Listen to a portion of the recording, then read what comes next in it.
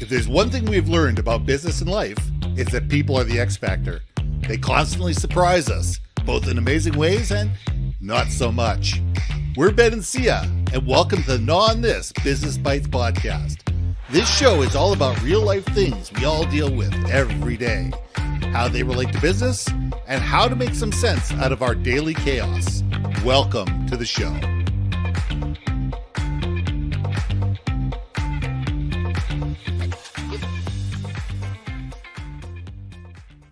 And welcome back to another episode of GNAW On This Business Bites with Ben and Sia. This week, we're going to talk about generational perspectives. Now, I don't know about the rest of you people. I'm a Gen X and I'm loud and proud. I was born in 69. I'm right in the middle of it. Just missed the summer of 69, but you know what? I remember it fondly. Sia, I never would give away a lady's age, but you know what? You could either, tell us where you fit or not, but that doesn't really matter. Oh, I am a very, very proud Gen Xer myself. So there we go. But I always let a woman, explain that on her own. It's very important. I get smacked around too much for telling a woman's age. We just don't want to do that. Look, I get it, but you know what? I actually love the fact that I am my age, and I loved the fact I was any age in my 20s and my 30s and my 40s, not 50s quite yet, but getting there. But I think at every stage there is a development that. Be proud of where you're at because you're owning it for that moment in time. Absolutely. And I think that, we're dealing with a unique point of our life as people get older and people are working longer, that we have 4 and 5 generations working in the office at the same time. I mean, we have people that are 65, 68 years old. Some people I know in their 70s that are still in the office, and they're productive and they're valuable and they're acting as the old sage within the company. And then you get the young guns that are just coming out of high school, their first job, they're excited, they're technologically savvy, and there's 50 years in between these people. And I think it's an exciting time to be part of any organization that does that, because we need to embrace that every generation has its faults. Every generation has its power. Every generation has things they do well. Every generation has things that they have blind spots on. And the more we can learn from each other, the more we can sit there and say, you know what? I don't know everything. And maybe there's somebody else out there that was born 20 years earlier than me, 20 years later than me. They might have a different perspective on this that would give me some incredible insights. I remember, my first job in sales, and I was probably 18 or 19 years old. And I walk onto the sales floor, and the old guy on the floor was probably in his late 50s, early 60s. And he took me under his wing, and he took me out on sales calls with him. And he sat down with me and said, look, you lead this call. I want to see how you're going to do it. And he let me go, and if I stumbled and I fell, he would be there and he would pick me up and he would show me what to do. And at the end of it, we'd go out for lunch or coffee or a beer at the end of the day. And he would say, okay, Ben, what did you do well and what didn't you do well? What did you learn from that? What would you do differently? What was important to that client? What were the things that were going to keep that person from buying?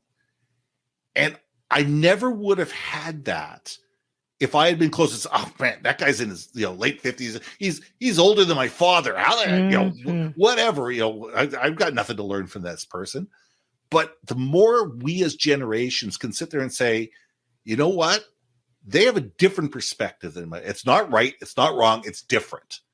We need to celebrate that. So I wanted to let you jump in on this, but that's my thought process on this whole piece. Yeah, no, I love that you actually had someone that was willing to give you a chance, willing to mentor you and guide you along in a way where it's almost like I can't teach you how to fish, or I could teach you how to fish, but I can't do it for you to learn how to fish, if that makes sense. Right. Absolutely. But I'll catch you if you fall. I'm not going to let you fail. And I don't know. I'm going to challenge it. I'm going to challenge us on this. Maybe because we're Gen Xers, but I think that whole controversy that between the boomers and the millennials. Okay, boomer. I know. When my nieces and nephews call me boomer, I'm like, oh, them be fighting words, okay? I don't mind the wisdom of the boomer generation, but I am not that old yet. Damn it, Janet. But that being said, are we as Gen Xers doing enough for that next generation? Are we being the mentors enough? What you experience, do you think we're paying it forward? Or do you think because we're getting I think, the Gen X is a forgotten generation, right? So are we getting lumped into this hostile boomer mentality? Or do you think we're really helping the millennials who are pushing 40, by the way? Absolutely. So did we help the millennials along enough where they are mentoring the Gen Zs and Gen Alphas that are fast coming up?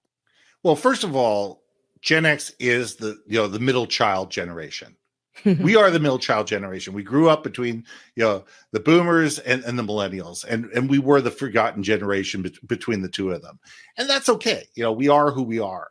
Our music is better, our clothes were better, and we had better television. So that's all right.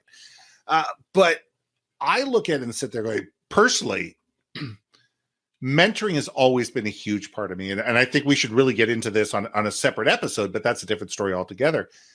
But it's always been important to me to be a great mentor. And it's always been important to me to be able to sit there and say, okay, let's take some people under my wing, either officially or unofficially. And I do it through the universities. I've done it through different organizations that I belong to. And just be that person on the other end of a phone that somebody can call up and say, help, I don't get this.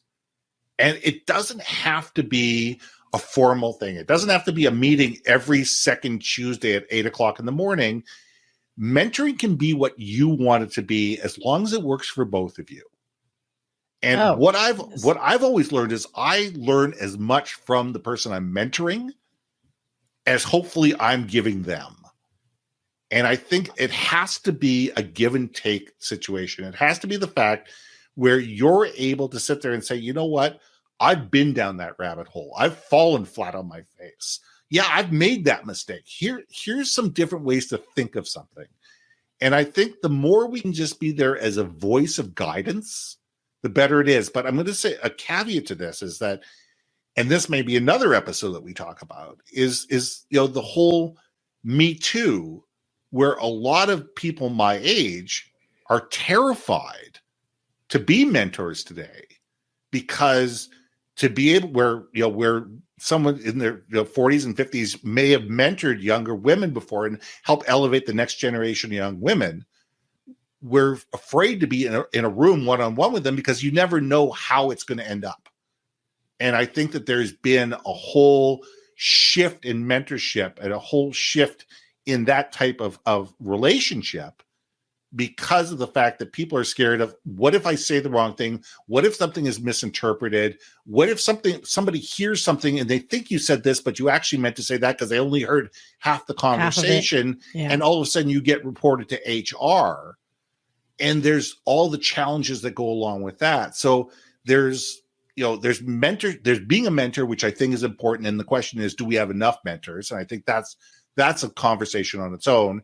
And I think there's the whole thing of, how do we be mentors in a post-Me Too situation where we can elevate that next generation of women that need help and they need that, that they need that guidance, without being in a position where you feel like you have to be so cautious about what you do that you're not really being effective. I think this could be we're going to have to add that to another checklist of our topics, because I think the idea of mentorship, it needs to be reciprocal. I think the tides are flipping in a way, or it's moving, where mentorship is like a bi-directional. So I am looking for a Gen Z mentor, if you will, because the language is different. And I'm not saying that it's a new concept. The hippy dippy, the boomers had their own, language. The 80s, someone just posted a meme that was cracking me up. I haven't thought of the word, that's tubular and like forever, but the Gen X had their own language, right? Yes, we did. And each subsequent has their own key words, right? Like my nieces and nephew, they're like, yeah, fam, or yeah, bra. And I'm like, bra? I'm like, I am wearing a bra. And then they're like, no, you're so out of touch.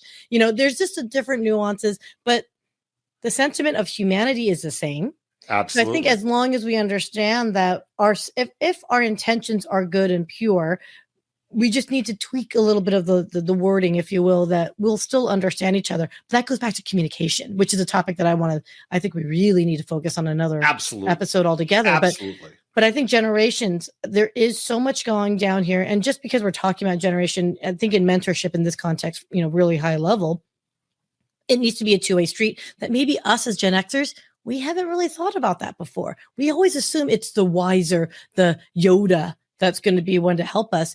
But I think with technology, with the platforms that are all available on social media, for example, it's like flipping for us, right? Like, Yep. I don't understand the nuances of TikTok. I understand the value of TikTok, but you put me in front of that and it'll be like a train wreck, right?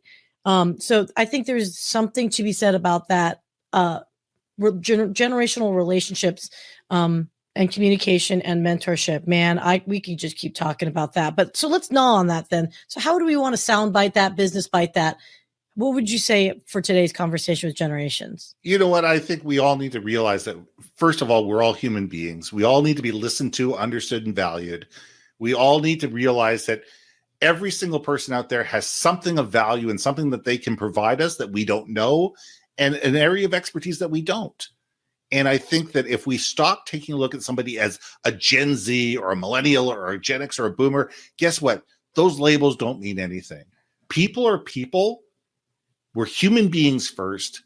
And if we treat people as human beings and assume we have something to learn from everybody, I think we're all going to be better off. Oh, I agree 100%. I wish I could disagree. We got to disagree more often, Ben. We're too much in the same I hear ya vibe. Well, there we go. We'll get into he said, she said sooner or later in this. Don't worry. Well, we'll gnaw on this a little bit then. So I think that's a great wrap up for this episode, Ben. What do you think? Hey, listen, thanks for joining us, everybody. All right. See ya. Hey. Thanks for listening to another episode of GNAW On This, Business Bites. If you liked what you heard, we most humbly ask that you like, share, and hit that subscribe button. And if you want to communicate more effectively within your organization, contact Ben at yourbrandmarketing.com or me, Sia, at innovationmediaenterprises.com. We can help you build your community, brand awareness, and personality through podcasting. We cannot wait to hear from you. So see you next week for another episode of GNAW On This, Business Bites.